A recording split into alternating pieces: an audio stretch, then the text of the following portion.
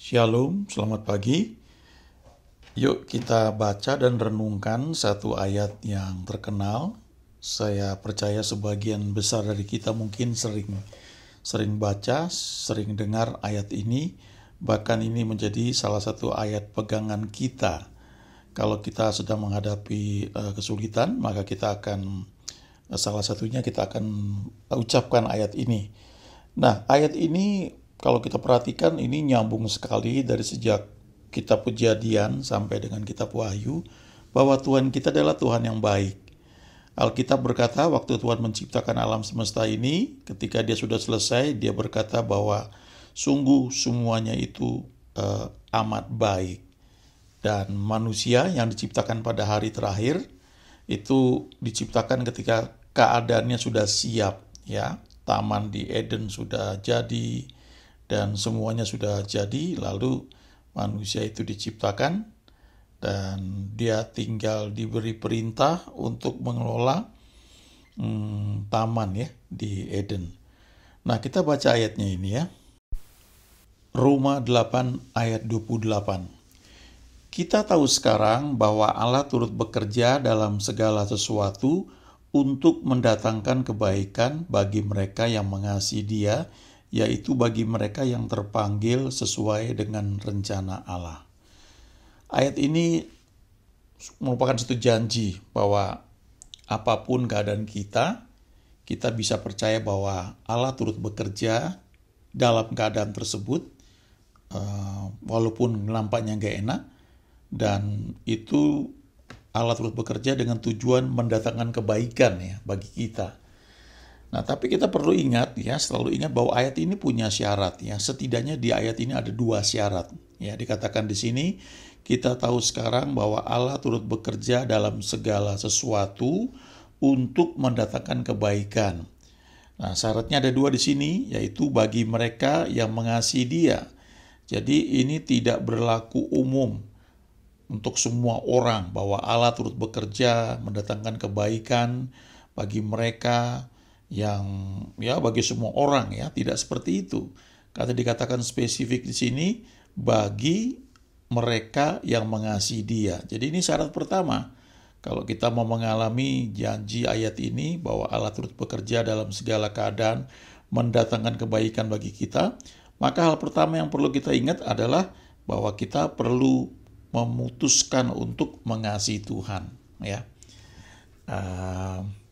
Ada lagu yang juga didasari oleh ayat ini, ya, yang kata-katanya seperti ini: apapun yang terjadi dalam hidupku ini, selalu ku berkata Tuhan Yesus baik, ya. Nah, kita bisa aminkan, ya, lagu atau ayat ini, tapi kita perlu ingat bahwa ini berlaku bagi kita yang mengasihi Dia. Itu syarat pertama. Syarat kedua, aplikasi atau kelanjutan dari kita mengasihi Dia adalah kita mau ikut rencananya. Jadi bagi mereka yang mengasihi Dia, yaitu bagi mereka yang terpanggil sesuai dengan rencana Allah. Jadi Tuhan tuh punya plan, punya rencana buat kita masing-masing. Nah, mungkin karena satu dan lain hal kita bisa berada di tempat yang tidak tepat, bisa mengalami hal yang tidak nyaman, ya, mungkin seperti Yusuf atau seperti Daud ketika dia sudah diurapi untuk menjadi raja, tapi toh dia beberapa kali mau dibunuh oleh Saul, ya. Nah, Tuhan punya plan, punya rencana. Nah, keadaan yang tidak enak yang dialami baik oleh Yusuf atau Daud itu, Tuhan bisa bekerja di baliknya, di balik itu semua dengan tujuan mendatangkan kebaikan, ya, bagi Yusuf, ya, bagi Daud, ya, untuk hal-hal yang mereka tidak enak yang mereka alami itu. Tapi syaratnya ada 2, ya, yaitu mereka mengasihi Dia, yang kedua mereka mau ikut rencananya. Nah, menarik sekali kalau kita perhatikan ayat ini dalam beberapa terjemahan, ya. Khususnya saya mau tunjukkan ayat selanjutnya, ya, dari Roma 8 ini, ya. Tidak hanya ayat 29, tidak hanya ayat 28, tapi ayat 29. Sebab semua orang yang dipilihnya dari semula, mereka juga ditentukannya dari semula untuk menjadi serupa dengan gambaran anaknya, supaya ia, anaknya itu menjadi yang sulung di antara banyak saudara. Nah, kalau kita punya komitmen atau punya keputusan mau mengasihi Tuhan, yang pertama.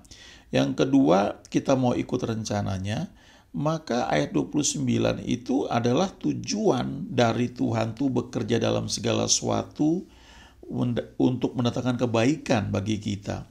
Tujuannya apa? Supaya kita menjadi serupa dengan gambaran anaknya. Itu firman Tuhan katakan demikian.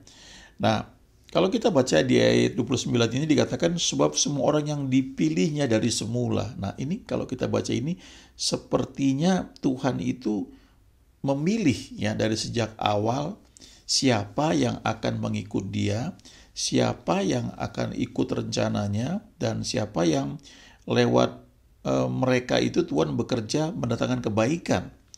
Ya, jadi dari sini muncul ada istilah teori predestinasi ya. Jadi sebagian orang percaya bahwa Tuhan itu sudah tetapkan siapa yang mengasihi dia, siapa yang tidak akan menolak dia.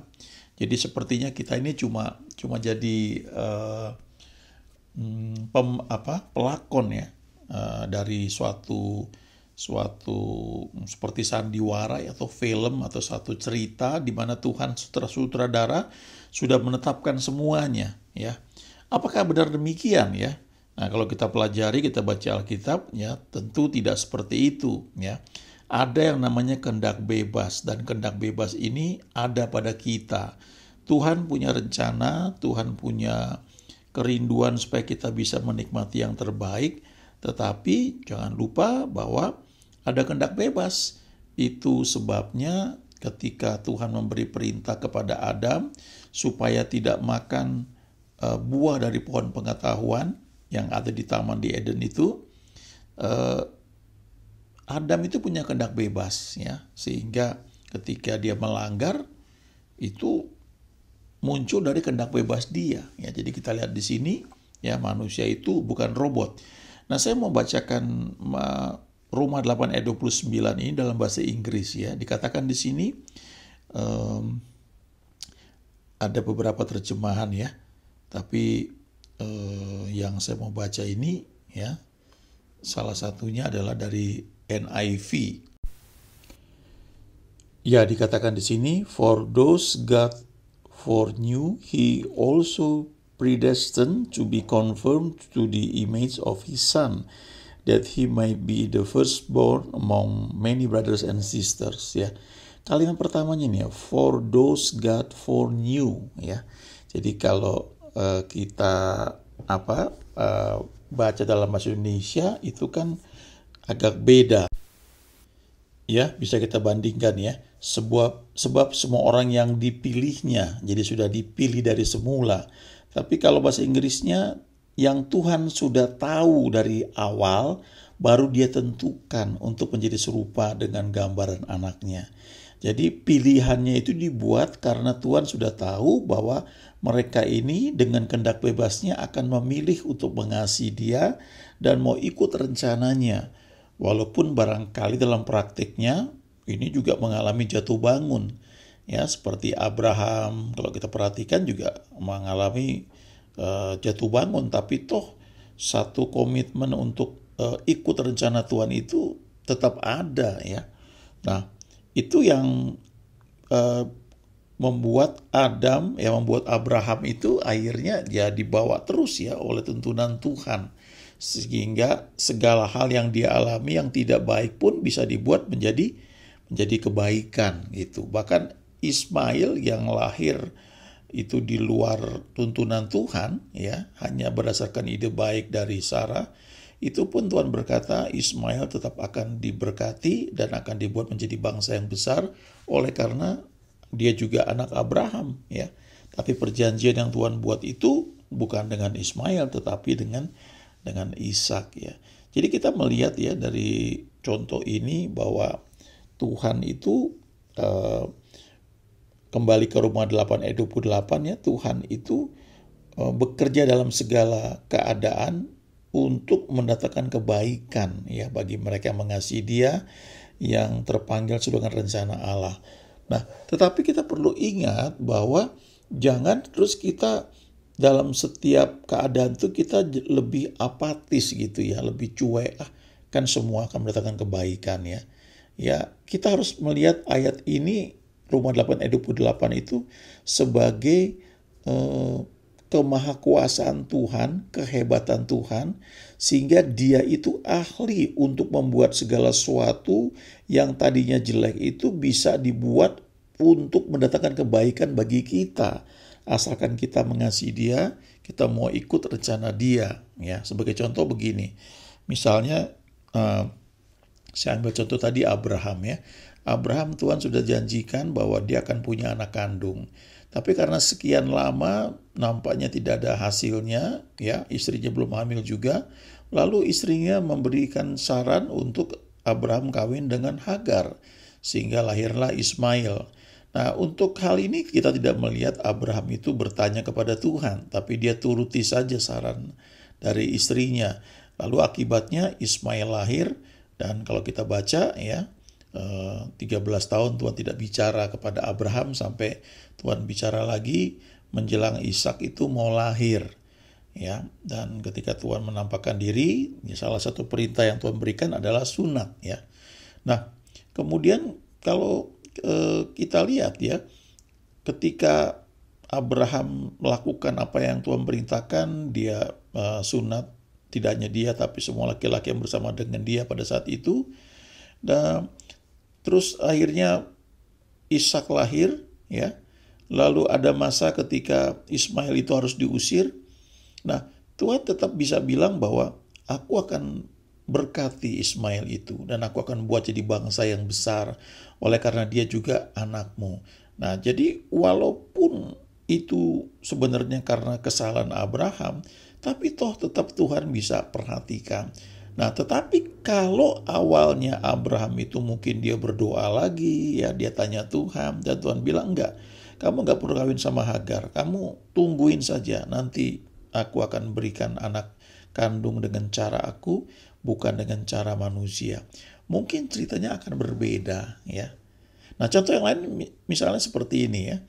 Kalau kita menghadapi satu peluang bisnis, katakanlah seperti itu ya.